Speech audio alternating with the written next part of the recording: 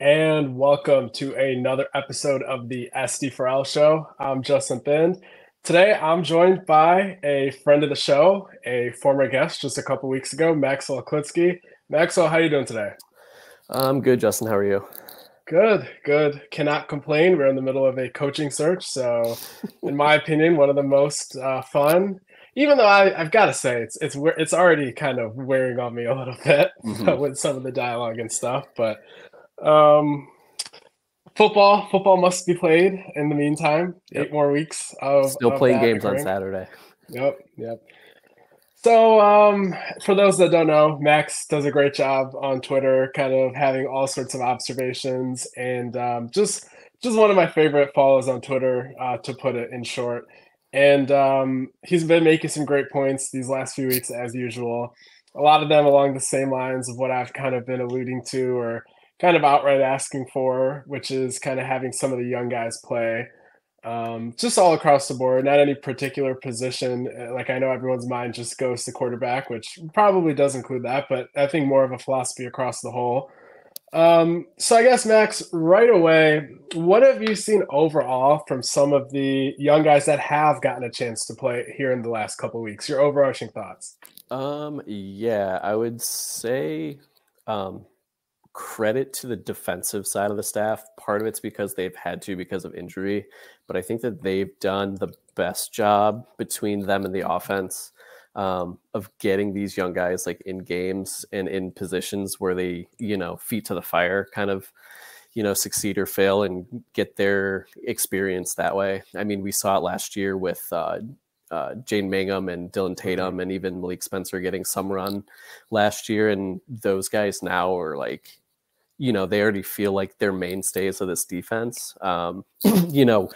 In the, at the 22 class recruiting wise, like we were really all in on this defensive talent that we have. So they've done a good job of introducing them, getting them run. It was good to see, Chance Rucker, after getting picked on the first drive for the game for Maryland, he did a really good job of kind of settling in and having a good game outside of that. So that's positive there. I think so far we've seen, 8 of the young, quote unquote, younger guys, like guys that are, either in their true like second year playing. I'm kind of including Morian Smith in that. He would be the kind of the 9th guy since it's really his second year playing. He only really got some run last year at Cincinnati, even though it's his 3rd year in college football. But you have like 8 guys. You have, the 3 that I named earlier. You have Chance Rucker, and then you have Zion Young doing well. And then Tumise Adelaide, doing really well. He was out last week with injury.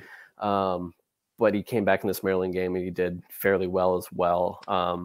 But really some improvements I could still see is like Jordan Hall has to start. Yes. He has to start the rest of the way. I don't know how that shakes out with how with Winman's availability. He was listed as out last week. So, interesting to see if he's questionable this week, but looking at availability reports, anybody who's been questionable hasn't played either. So I would still think, I think it was Al Karsten.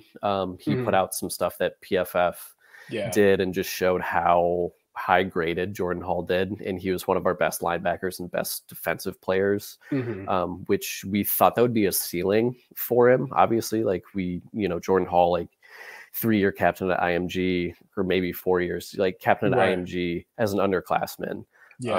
And then coming in and taking over right away. And it's like, that's what you want to see. We didn't think it would be 4 games in the season, but the staff really needs to prioritize, letting him be a leader, even though it's his first year on campus at Michigan State. Yeah, no doubt at all, for sure. I think Winman probably should be more of a pass rusher. I know Michigan State doesn't really kind of just have a 5-2 that's like a 4-3 personnel, but a pseudo 5-2 kind of look that the Eagles, for example, like with Hassan Reddick, he's the same linebacker, but it's pretty much always a 5-2 front, as him being a stand-up rusher out next to the strong side defensive end. That's kind of how I would use him. And then I would have Jordan Hall back there, and then I guess take your pick between Aaron Brule and Cal Halliday, I'd probably say Aaron Brule, but I haven't sat there and watched every single snap of his. I think at that point on the defense, you probably have all the youth you could ask for. Like you said, the defensive Hmm. staff has been doing a good job. The DBs are pretty much all young. I'd like to continue to see Chance Rucker start. Chance was going to start game one against Central Michigan. Stephen Brooks, my colleague at 24/7 Sports, he kind of was reporting that before the season started. Then Chance picked up a minor injury that had him out a couple weeks. So that's kind of how he got pushed back to this point. But so I don't have any doubts that he's going to be a mainstay in the rotation. And Hmm. then the safeties, they already are young. And then Dylan Tatum, obviously the other Hmm. corner. So like the defense is doing a good job playing the young guys. Offensively, Max, I have one question for you. What class do you think the two lowest rated offensive players in the Maryland game were minimum 30 snaps, according to PFF? What recruiting class they came out of? Yeah, or just what class in school are they? Are they seniors? Are they juniors? Are they freshmen? Are they sophomores? They are the holdovers of the D'Antonio era offensive line. That is correct. It is okay. So the dead last ranked player minimum 30 snaps in offense was Trey Mosley, but right above him was JD Duplain. And this is becoming a pattern at this point in time. It is either JD Duplain, who is towards the bottom, or it is one of the other older offensive linemen that should not kind of be taking steps backwards, instead should be taking steps up. And you cannot go ahead and just bench all of the older guys because you need somebody maybe making the calls. But I would probably cap it at one of those guys playing at a time. My ideal offensive line would probably be so it's tricky because Spencer Brown, who I think had a very brutal maybe weeks 2 and 3, was the second highest rated player on Michigan State's entire offense this week. But at the same time, the fact that the one player higher than him was Ethan Boyd, and he continues to play better than him almost every week, has me at least thinking there should be a 60-40 snap share there, with Mm-hmm. Boyd being the 60 just because he has the higher ceiling. And then I guess maybe Samax still at center, like I said, the veteran making the calls. Gino Vandermark to the right of him, Kevin Wigginton, I would say, maybe to the left of him, maybe Chris Phillips. I guess I don't see him in practice every day. One of those two guys probably. Keyshawn Blackstock, I don't think he's actually a left tackle, but I would say he's probably worthy of playing there just for because he's here this year, next year. Brandon Baldwin, I can't necessarily say he's looked bad, but like that's kind of where I would draw the line in terms of like how many snaps the older guys should get. JD Duplain rotating in. Had some Mm-hmm. great quotes today. Great culture guy, it seems like, doing a great job keeping the team together. But at the end of the day, you have to build for next year.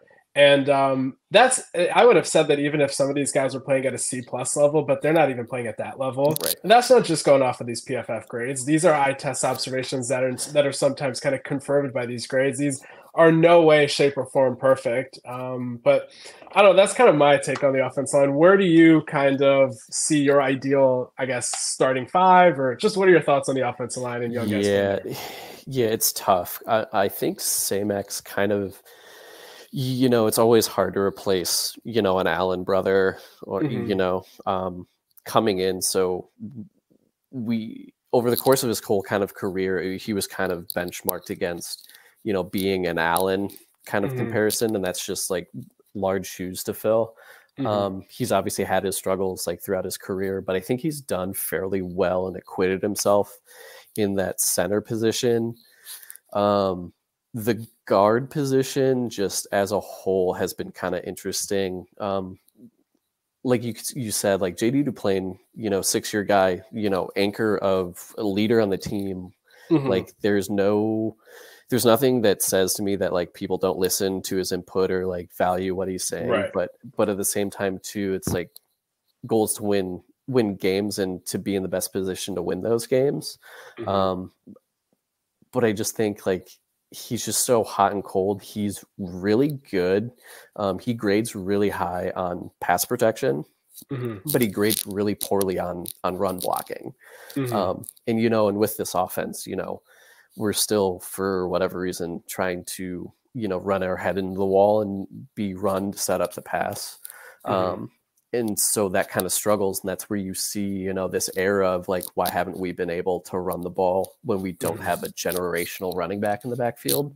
And even Geno struggled in the Washington game. I know he picked up an injury and was out last week. Kevin Wigington obviously is a name that we wanted to see probably like sooner, especially getting youth in the offensive line, and he struggled against. He had a rough Maryland game, but he had done well previously in the season. I think he gave up 8 pressures alone, and he was far and away the most kind of pressured. He was the lineman that gave up the most pressures in the Maryland game. Okay. So he struggled, but, you know, I would still think, you know, Boyd at right tackle, we definitely need to see his play share increase. You know, even for a lot of these positions, it's like, yeah, are they any better? Well, we don't know, but we also have the luxury of time where we don't really have that with Spencer Brown. I think at this point we know, you know, guys like Spencer Brown, we know what he is at this point.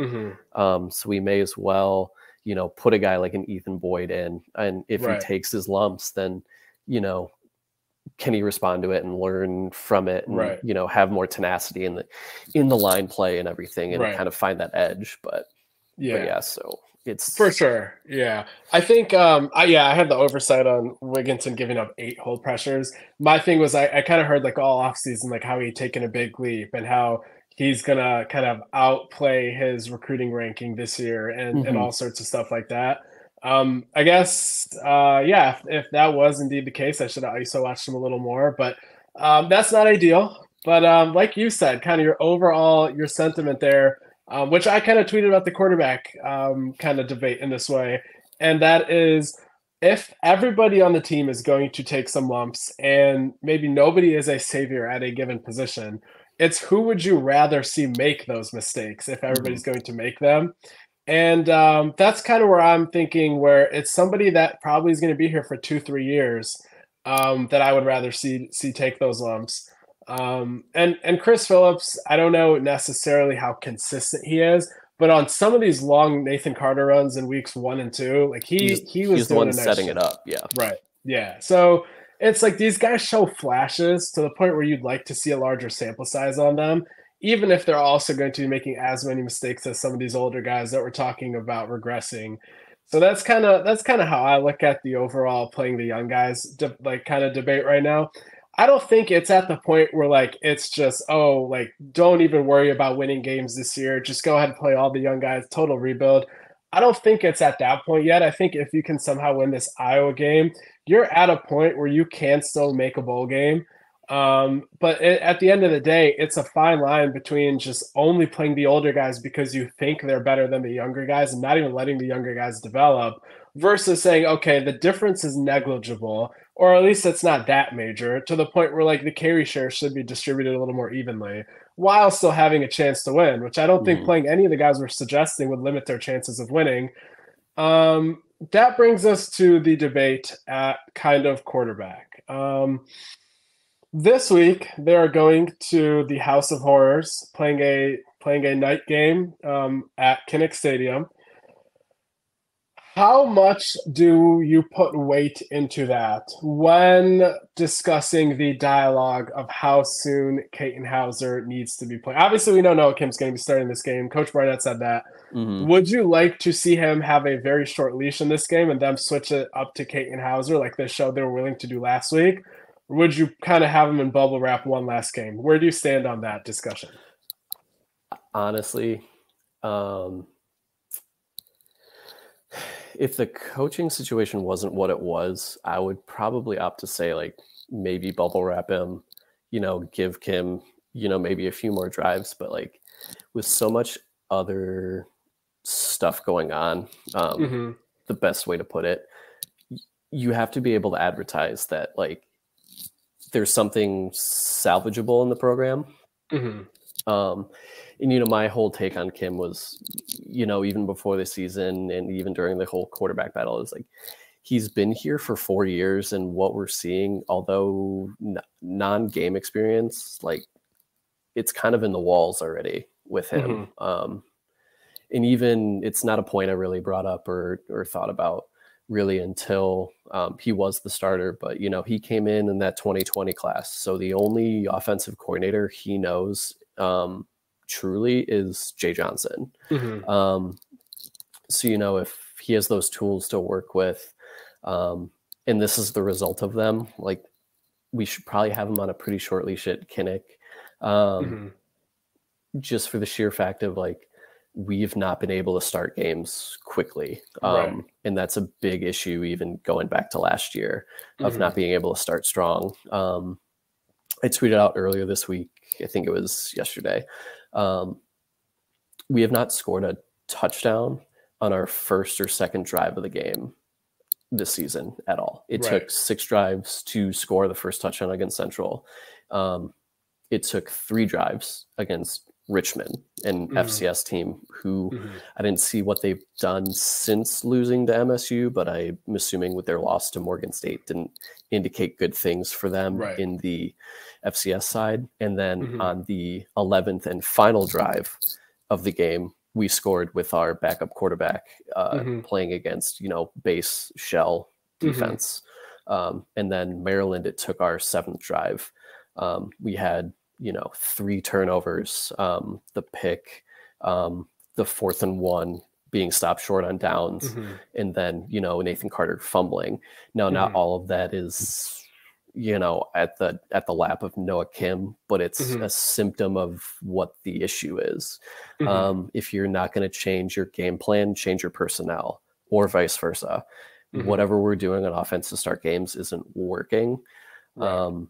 And obviously we can probably go the whole show and talking about the quarterback battle and just go back and forth on what our opinions are and everything. But we've kind of seen what Kim is at this point. And even though it's his, like, 5th start ever in college, it's like, okay, well, we're a third of the way through the season already. That's enough sample size. Like, sure, is it 4 games? Yeah, but it's enough sample size. You're playing against, like, an elite, you know, playoff contending team that has not the greatest defense, but a formidable defense. And then, you know, a Maryland team that's on the upswing that now is above Michigan State at this point. You know, they've worked themselves up, and Michigan State has fallen themselves back into the realm of, like, are we in that same tier as Maryland anymore, even, you know, after losing, you know, the games we've lost to them the past 2 years. So it's just a mess offensively, just, like, writ large. You know, we talked about, you know, the offensive line skill position players, but I think there's still a lot more run that, like, guys like Tyrell Henry and Antonio Gates Jr. can get. I don't know what's going on with Barberin. Maybe you do. But why haven't we seen him yet too, you know, especially with the injuries at running back and everything? Like, we got to do something different. Yeah. So just unpacking the quarterback discussion a bit more. When you said that they either have to change their personnel or their game plan, I don't know to what extent I would say they have changed the game plan, since it hasn't worked, regardless of what changes they've made. But I think if you recall the Central Michigan game, they were coming in more of a balanced kind of pro style, kind of grind the ball, grind the possession upfield, have sustained drive, short yards per play, kind of have that sort of a sustained drive. Then you'll recall the last couple games, they have the flea flicker in there. They have 3 of the first 4 plays as passing plays here this past game. So, like, I think Jay's trying to open it up a little more, but he was rewarded for that by that interception that we saw in the first drive. So I think I don't know. I don't want to give too much credit to them changing the game plan, because, like, I'm not necessarily seeing, like, how the route trees are varying. I'm not sitting there picking that apart, like, with all 22. So again, I'm not trying to say that, oh, Jay's done all he could do in order to have better starts. Not saying that. But I think they've kind of tried some things to have a shift in game plan. So the only thing that I would say at this point that would have a drastic change, because you are who you are as an offensive coordinator. So a drastic change, I think, would come from changing quarterbacks there. This is what I kind of said also on Twitter before. kind of diving deep into it. And that's that every quarterback on this roster right now, whether that's the top two that we're thinking of, whether that's somebody like a Sam Levitt, none of them are going to be playing off the charts, savior-esque, making no mistakes, clean game. We saw that with Katin in this past game, having that interception on that screen. I don't think it's fair to say that in a 4-game sample size, Katin's going to absolutely light up in comparison to Noah Kim's last 4-game sample size. I cannot definitively tell you that. Mm-hmm. But what I can definitively tell you is that I, at least, would rather have those mistakes coming from somebody that has that ceiling if I'm in charge of making decisions and I'm in charge of the program versus Noah Kim making those same mistakes. And the biggest reason I say that, not just from the logic on the surface of that sentence as a whole, but from what I know of why they chose Noah Kim to begin with, was because despite Katin Houser outperforming Kim in the scrimmages, in camp, in the fall, it was the fact that Kim was more of a consistent, steady hand that they could trust over a larger sample size. Mm-hmm. And he would not make a play or two that would change the complexion of the game. Whereas they could not be certain that Katin couldn't do that. Therefore, you are now in a situation where the entire basis of your decision of choosing Kim has now been invalidated. So if that is the case, and that central foundation to the decision no longer stands, at what point do you now feel that you are okay to go back on your decision as an offensive staff? That is the way that I frame the argument. Nobody is saying, oh, if Katin's over there where Michigan State's 3-1, or they lose to Washington by only 14, or that they win any more games the rest of the season than they would with Kim. Nobody has any delusions of grandeur that well, I'm sure some people do. Some people probably think he's just going to come in and he'd flip a switch. But and maybe he could. I'm just saying that's not where I'm coming from when I'm arguing that he should play. I don't necessarily know what the, I guess, future holds for any of these three guys. But one thing that I would say is that you would like to know what you have in all three of them before the season ends, just so that, I mean, I guess it's a weird dynamic because, like, it's very possible, very, very, very likely that Jay's not here next year. So he probably doesn't have an incentive to think like that. But, like, I don't know. That's just where my head goes, is how are you going to let the season end without kind of almost having almost a split snap share between at least Kim and Katin, and then a few snaps here and there for Levitt. I don't know. That's kind of where I stand on the whole It's just shocking to me that Jay is so good at identifying this talent early. And then once it's in the building, he just doesn't know what to do with it or how to manage it. I think that's kind of been that's kind of been borne out. It's perplexing to me. And like you said, he doesn't have, likely an incentive to find out some of these answers. But I mean, for the rest of the staff, like, and even for Jay, it's like every week is an audition for the staff. Like it's the same way, like in the NFL, when a coach gets fired, when everybody is like, okay, even for the guys too, like we're going to have some attrition. Like, what do you want to put on tape? And it's like, that's the coaches are tied just into that with play calling. And, if guys aren't executing, football people are smart. They can see when it's an execution or just conceptually flawed. So it's just like, what do you want to put on your resume? And that's really should be the mindset going forward. It's like, you want to win now and win games for the guys in the room and for the season. Cause football minds are like, 1 week at a time, 1 game at a time. Right. That mindset. But like, people don't operate that way either. So it's like long term, like, do you want to do well enough to stay here? Or are you just punting on that and just like going to take your buyout and just chill? Like, do you want to work next year? Do you want another Power 5 job? Do you want a job in general? So it's just frustrating because it's hard for me to see certain position groups and certain decisions and personnel and stuff, and it's just hard for me to think that some guys on the staff haven't mailed it in at this point. Right. And I think, like, to your point, even if Jay does not have the incentive to find out what the entire room consists of, like you're saying, he has the incentive of looking as good as possible for the rest of the season for Hmm. his next job. And he's not necessarily looking great with Kim. So even for his own selfish reasons, well, not selfish, it's just survival of his career. What he should be doing is saying, okay, does one of the other guys give me a better shot? Because let's say they don't, right? Like let's say that you put in Katin Houser, and he's somehow drastically worse than Noah Kim. You're right now playing with the 12th best quarterback in the Big Ten in QBR.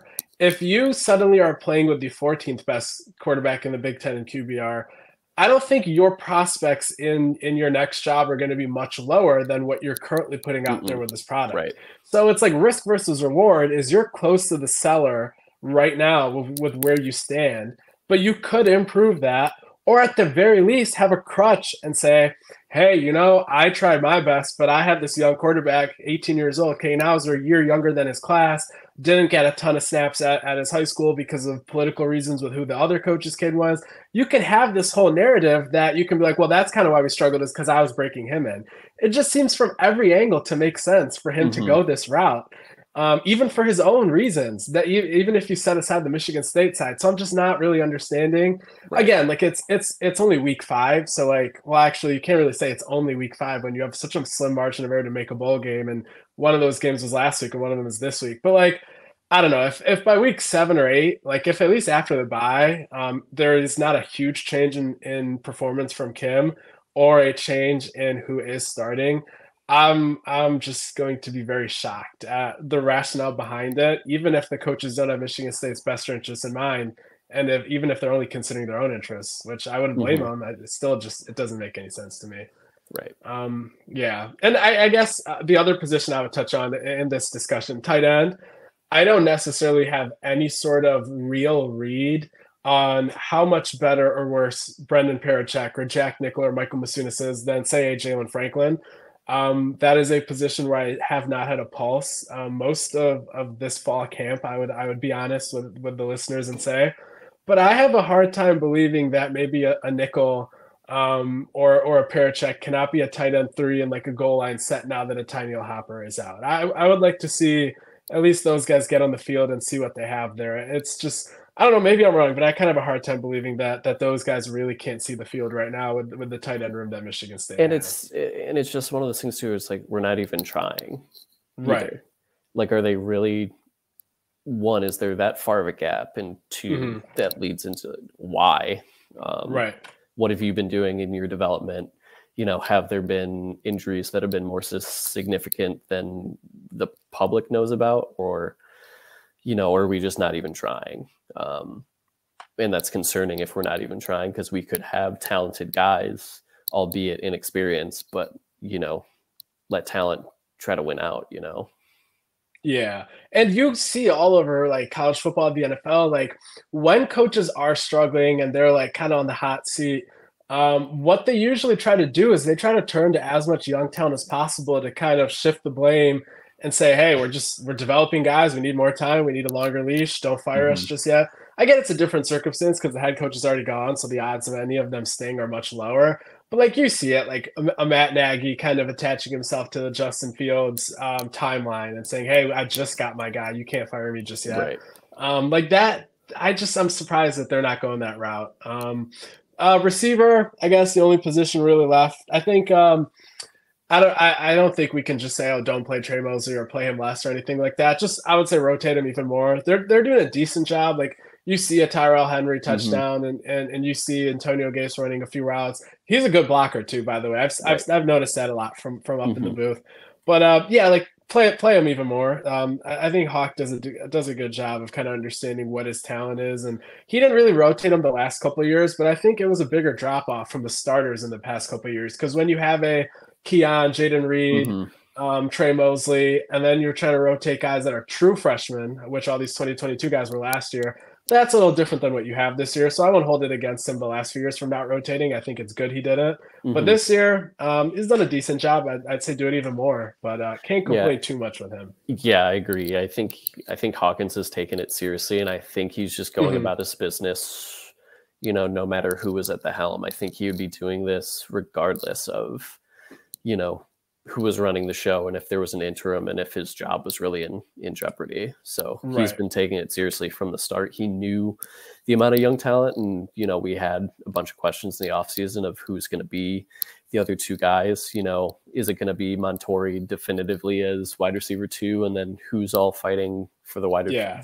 for for that third spot? But he's done a really good Hmm. job of rotating guys around and not just getting them in games, but getting them targets and everything, getting them Right. looks too. So, Yeah, I think out of all these coaches, I think Hawk is the guy that I would say. Well, you can't really necessarily put like percentages on it or say likelihoods until you know who the next coach is and who his mhm. current wide receivers coach is. But like, I think he's the guy that deserves the most to be retained into the next staff. Um, he's missed out on a couple Plan A guys every so often, but like it doesn't matter when these are your guys right after that. Like if you're Mhm. gonna miss on an Amari Winfield, but you're gonna go ahead and get Jaron Glover, Tyrell Henry, Antonio Gates, then by all means miss on whatever home run guys you want to Yeah, miss on, right, and right. and and Jalen Smith and Isaiah Johnson, big fans of what their high school tape looked like. Mind blown that Jalen Smith was ranked where he was, Hmm. despite the competition he played in Texas and how refined he looked. Right. So like these guys that he gets and then develops, I think he has done more than prove his worth to this university. And I think he's also a very good leader of men type. I Hmm. understand like them not making him the interim just because he's only been at the college head coach or college coaching level for like 3 to 4 years. Harlan's been here 15 plus. I understand that. I still might have gravitated towards making him the interim. I don't know. That might be a hot take, but I think he's a guy that deserves to be here on the next staff. After Hmm. that, you can debate some guys, but I guess like maybe Salgado. I don't really necessarily know like what his long-term career plans are. If this was kind of just a rehab few years and then off to Hmm. back to the NFL or whatnot. But I don't think he's really done anything to make you think he doesn't deserve to be retained. But I'd also it's a small sample size. Did Right. a good job getting Sire Torres, Cameron Campbell, and those guys. Obviously, probably not going to hold on to him, but yeah. So like we'll see who gets brought back, but. Right. I think like your point about Hawk, him just doing work, him keeping his head down, doing best by the players, by the school. I think that's very true, and I think he Hmm. he should be here after this year. Last thing, kind of that we wanted to touch on, Iowa. The Hawkeyes looked absolutely sensational at State College, and by sensational I mean brutal. And 4 first downs, Max. 4 first downs. I don't know how that happens when you are under the gun of your entire career as an offensive coordinator being in jeopardy this offseason. You bring in Eric All, you bring in Cade McNamara. I don't think Cade is necessarily great, but I think he is more competent than scoring 0 points for you in a Hmm. conference game. I have no idea from a schematic standpoint, like where things are going wrong for them. I do not care to It's know, to just be bad. honest. Yeah, so It's just I'm not going to be watching their tight cuts and just freezing it and drawing with the Apple Pencil and all that. But what I will tell you is if you have 33 plays in an entire game, you are hmm. very bad at your job. And I don't think it probably is all unfairness. I think Cade had some poor composure there. Once Chop Robinson hit him a couple of times from the weak side edge, he just completely had a happy feet and it started Hmm. raining. And he's not built for it in certain moments, even though he threw for 383 yards against Michigan State. So I don't think Right. this contingent can Hmm. sit here and hate on him too much. But at the end of the day, I think it's just a combination of a lot of things going poorly for them. Caleb Johnson was out this past game. Luke Lecce, their tight end, was out that game. Caleb Johnson, he was week to week. He could be back this week. I'll have to check in on if there's any talk about that. Lecce, I'm not sure. I think his timeline was undisclosed, unless you have something there that I'm mistaken on. But No, the only those, yeah, the only thing I have is so the fact it went around on Twitter. The wide receivers for Iowa only have 14 catches on 35 targets. And Cade was at the podium today for their media availability, and he was asked about this, and his response, just great. Quote, "I'm just a quarterback. I'm not calling plays or doing any of that. That's not my decision. I'm just going to run a play that gets called and hit the open guy." So this is really funny because Bud Elliott from 24/7 hosted Cover 3 dug up the quote, and I forgot about this until he posted it, and then it was funny because I was actually pretty high on Cade and Eric all coming over, because Iowa wants to do that bully ball kind of Michigan thing, and I thought, all Iowa really needs is competence at quarterback and a tight end to throw to, so really like should be good. So the fact that it's not working is like perplexing even to me. But Cade was on a podcast called The Room, and he said please just keep saying this is the worst offense in college football. Please just think we're going to be so crappy next year, like please. And obviously he uses more explicit language than that in that quote, but it's just the juxtaposition of coming in through the portal, it's like, bravado, and it's like I really hope that everybody doubts us, and then it's just like, I don't know, man, I don't know what to tell you, I'm just doing what I'm asked to do. It's just a mess. I'm with you though. Like I thought Iowa was going to be able to, with their defense, be up there from a Big Ten West chances of winning the conference standpoint. Really thought that they were going to be maybe between them, Wisconsin, maybe Minnesota. But Minnesota, after that 31-point lead that or 21-point lead that they blew against Northwestern, obviously I and many others are wrong about them. And they should have simply rowed the boat harder. But anyway, besides the point, Iowa just, I don't know. At the end of the day, like Michigan State, their offense has been bad. Their offense has probably, I don't know. I part of me is kind of worried about saying anything too definitively about this game just because of the House of Horrors kind of dynamic of Iowa at night, and far better teams have gone over there and failed. But I think this is a much more winnable game than the Vegas line of, I think, 11.5 at some books. I think it opened at 8.5 at Circa, but it's up to moved 11, to 12, and then back to 11.5 or something. Okay. Like that, Okay. Yeah. Like that is not the line that I would put on this. And I don't know, maybe you disagree, but like the chances of Michigan State wins this game to me are much closer to 50-50. What do you think? Yeah. So the biggest thing, and a lot of what I'm going to be referencing to is what Parker Fleming puts out weekly. Right. Those stat reviews, those previews that are great. So if you don't follow him or see me kind of reposting these, it's at Stats of War. He posts like all the FBS games. Really good insight. So the keys for me is like, this is like bad offense versus pretty good defense, but not to the level of good that it's been in the past. And then, suspect defense versus terrible offense. So really some of the key things I'm looking for here is like, it's still Iowa. The field position battle is going to be probably the most important thing. Iowa's really going to try to rely on getting a shorter field, pinning teams in. It's hard enough for them to go, 50 yards it's hard enough for them to go 50 yards, let alone, 75 or 80 or 90. So, you have to kind of come into play knowing that, and Michigan State has not done well in the field position battle. They've been on defense. They've been, opponents have been starting at roughly the 28-yard line. So that's 106th in the country. Meanwhile, the Iowa's defense, they force opponents to start roughly at their 25, which is 9th in the country.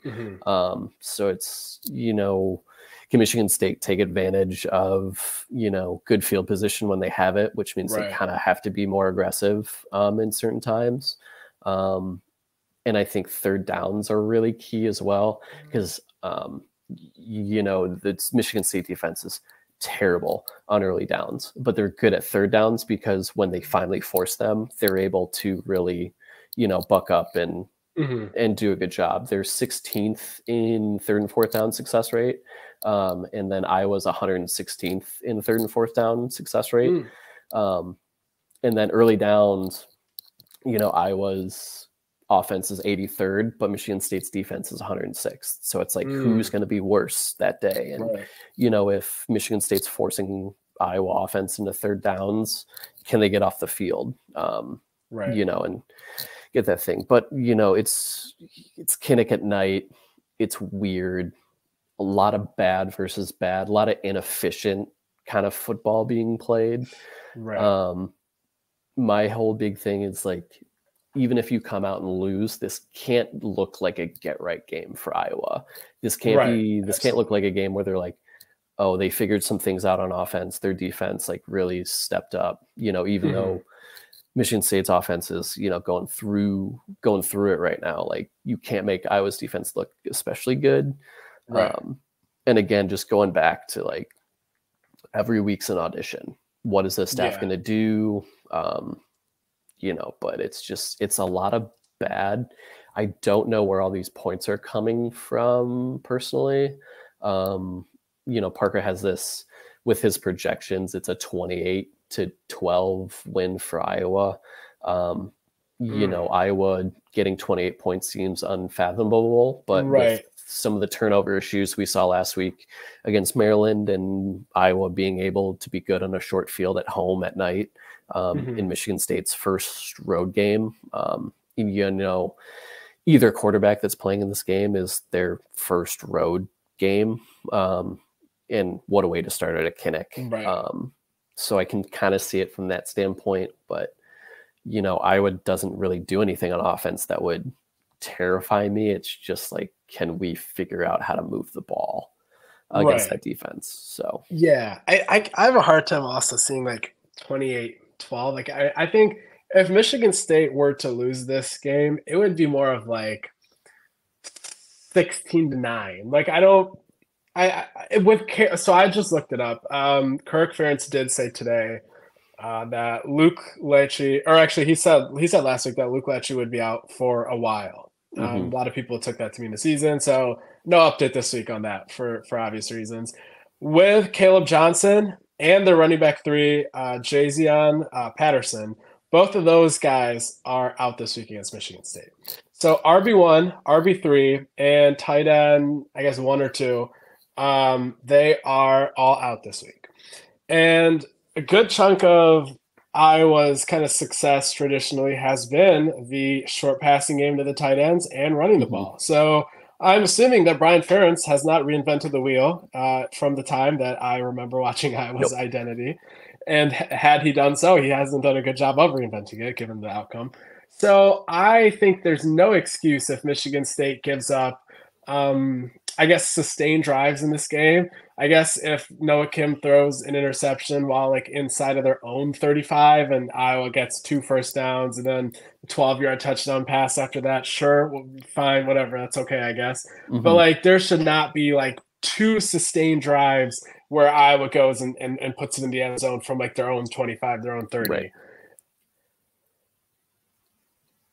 Mistakes, I think you have to, you're not going to win the field position defense probably, but you cannot be turning the ball over. And no, you can't make life easier for I think Iowa. either Noah Kim had Houser at some point in this game. Yeah, I mean, just seems like technical. You hear me still, Max? Yeah, I can hear you. You're okay, you're better now.